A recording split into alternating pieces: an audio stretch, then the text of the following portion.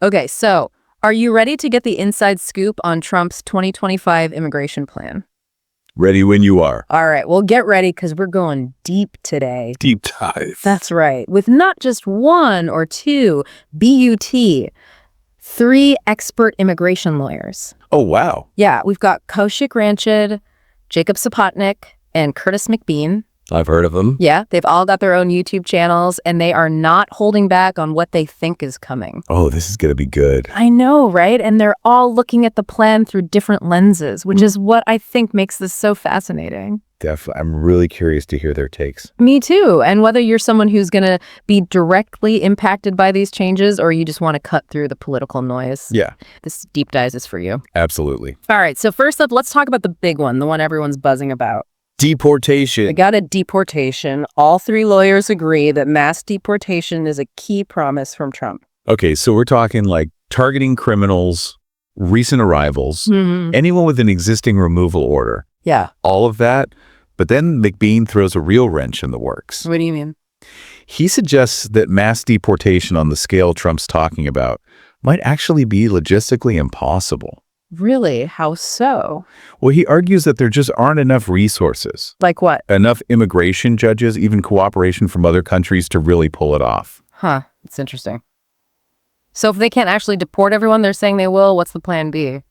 Yeah, it makes you wonder. And then Ranchid just drops this bombshell. What's that? He mentions the possibility of Japanese internment camps. Whoa, hold on. I know, right? Internment camps? Seriously? Yeah, he brings them up as a way to potentially detain people. That is a chilling thought. I know it's really hard to know for sure if he's suggesting this as a genuine possibility or if he's just trying to paint a picture of how extreme things could get. Like a worst case scenario. Exactly.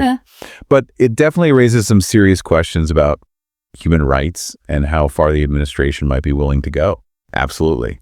And it makes you wonder if there would be any legal challenges to something like that. Oh, for sure. There would be huge pushback. But okay, let's move on to something a little less dramatic. Okay. But still very impactful. Gotcha. So Sapotnik takes a more pragmatic approach. Okay. He focuses on what Trump can actually do quickly. What's that? Things like restricting asylum and bringing back the Remain in Mexico policy. Right. I remember those from his first term. Yeah, exactly. And they caused a ton of controversy and legal challenges back then. So you have to wonder, will history repeat itself? Exactly. And then we get to another potential flashpoint, birthright citizenship. Oh, yeah, that's a big one. Huge. Both McBean and Ranchid believe that Trump will try to end birthright citizenship through an executive order.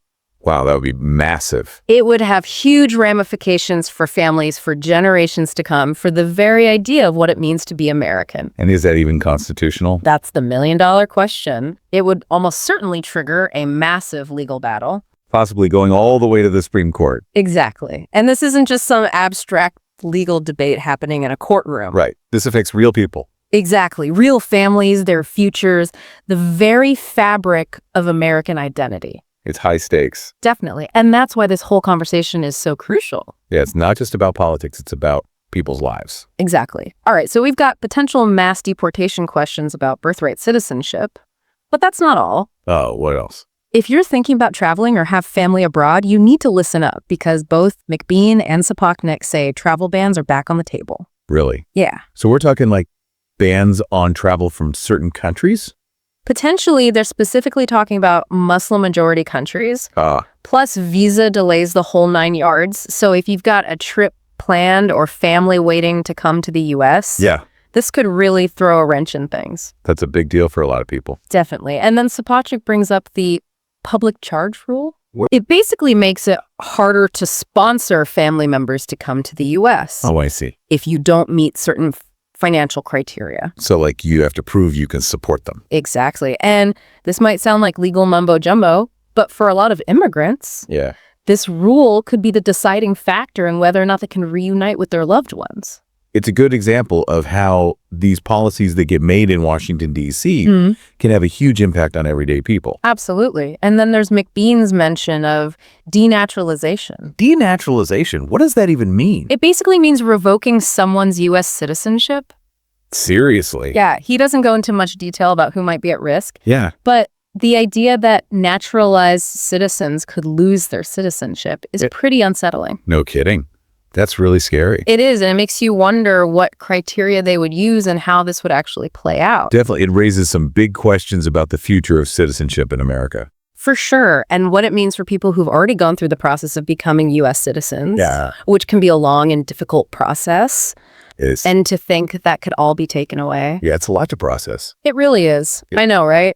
It's like we're looking into this crystal ball. Yeah. And it's not always a pretty picture. Definitely not. But that's why we're doing this deep dive, right? Exactly. We want to help people make sense of all this. Yeah, to cut through the noise and give them the information they need. And to remember that these are just predictions. Right. Things could change.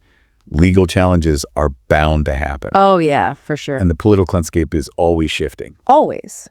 But even though things could change, knowing what might be coming is still crucial. I agree. It allows people to prepare to find resources to advocate for themselves and their communities. Absolutely. It's about being informed, not overwhelmed. Exactly. And speaking of things that might be coming, let's circle back to McBean's mention of denaturalization. Oh, yeah, that was a scary one.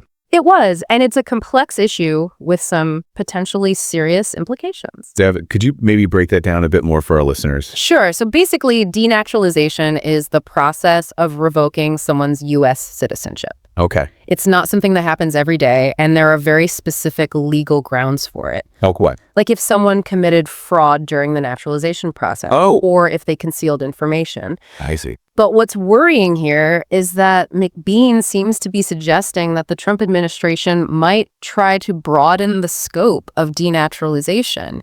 You mean target more people? Exactly, potentially going after a wider range of naturalized citizens. And that's a problem because... Well, for one thing, think about the fear and uncertainty that creates for people who've built lives here, who've gone through the often difficult process of becoming U.S. citizens. Right, they've made a life here. This is their home. Exactly. And to have that potentially taken away. Yeah, that's a huge deal. It is, and it raises concerns about due process and the rule of law. How so? Well, if citizenship can be revoked more easily, it undermines the very idea of what it means to be American. Right, like what are the safeguards in place to prevent this process from being abused? Exactly. It's definitely something to keep a close eye on. For sure. And honestly, one of the most troubling aspects of these potential changes. Yeah, it's heavy stuff. It is. But I don't want our listeners to feel completely doom and gloom. Of course not. There are definitely challenges ahead, but knowledge and preparation are powerful tools. I completely agree. The more you understand these potential changes, the better equipped you'll be to navigate them. Exactly. So maybe that means seeking legal advice, connecting with advocacy groups, right? Or even just having informed conversations with your family and community. Exactly. It's about taking control where you can, even in the midst of uncertainty. And it's important to remember that immigration is a constantly evolving issue. It is. There will be legal battles, political debates, new challenges and opportunities. Always. So it's not just about bracing for impact, it's about staying engaged, staying informed, and being part of the conversation. Absolutely. And that brings us to the main takeaway from this deep dive. Okay, what's that? We've covered a lot, from deportation to birthright citizenship to this unsettling idea of denaturalization. It's easy to feel overwhelmed by all of it. Definitely. But here's the thing. Your voice matters. That's right. Your story matters. And your engagement in this issue, whether it's personal or political, can make a difference. I love that that's a powerful message. We've provided the information, the insights, the different perspectives. Yep. Now it's up to you, the listener, to decide what you'll do with it. Exactly what surprised you most in this deep dive. What questions are swirling in your mind now? Yeah. And most importantly, what actions, big or small, are you inspired to take? We'll keep unpacking this complex issue in future episodes, exploring the human stories and legal complexities of this ever-evolving landscape. But in the meantime, don't be afraid to dive deeper yourself. Ask questions, make your voice heard. Because at the end of the day, this isn't just about policy, it's about people. Couldn't have said it better myself. And that actually leads perfectly into something I've been thinking about. Oh yeah, what's that? We've talked a lot about the legal and political sides of Trump's plan, but what about the human impact? That's so important. You can't forget about that. We can't. It's easy to get lost in the abstract debates, but these policies have real-world consequences for individuals, families, entire communities. Absolutely. Imagine the stress and uncertainty of not knowing if you'll be able to stay in the country you call home, right, or if you'll be separated from your loved ones. And then there's the economic impact. Yeah. Immigration plays a huge role in the U.S. economy. It does. And these changes could have ripple effects across industries and sectors. For sure. Jobs, businesses, livelihoods, all potentially affected. Exactly. And we can't overlook the cultural impact either. Right. America has always been a nation of immigrants, and these policies have the potential to reshape the very fabric of our society. Yeah, what does it even mean to be American if we change these fundamental rules? It's a huge question, and I think it's crucial for us to keep exploring these human stories, these personal experiences that often get drowned out by the political noise. You do. Those stories are what make this real for people. Absolutely. And I think that's something we can all do, regardless of our background or political beliefs. I agree. We can listen to each other's stories, empathize with each other's struggles, and work together to build a more just and humane immigration system. Exactly. It's not about taking sides. It's about recognizing the human element in all of this. Well said. I think that's a great place to wrap up this part of our deep dive. It is. We've explored the potential changes, the legal battles ahead, and the very real human impact this all could have. We have. But this is just the beginning of the conversation. Oh, yeah, for sure. There's so much more to unpack, to learn, and to discuss. So keep learning, keep questioning, keep engaging, and most importantly, keep the conversation going. Because the future of immigration in America is something we'll all be shaping together. And it's a future that's full of questions like, what happens if mass deportation turns out to be as difficult as McBean says? Right. Will the administration really go to extreme measures, or will they have to change course? And what about that legal battle over birthright citizenship? Yeah. How will the Supreme Court rule? Right. And what impact will that have on families all across the country? These are questions we're going to be dealing with for a long time. For sure. But you've got the knowledge from this deep dive, so you're better prepared to understand the nuances, the arguments, and the potential consequences. Absolutely. So as we wrap up, here's a final thought for you to consider. Okay. We've focused on the potential changes coming from the top down. Right, from the government. But change also happens from the ground up. That's true. So what role do you want to play in shaping the future of immigration in America?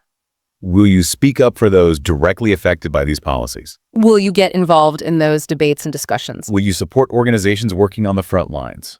The choice is yours. It is, but even small actions can make a difference. They really can. So stay informed, stay engaged, and stay hopeful, because together we can create a more just and compassionate future for everyone. Well said, and I think that's a great place to wrap up this deep dive. It is. We hope you found it informative, thought-provoking. And maybe even a little inspiring. Until next time, keep learning, keep questioning, and keep the conversation going.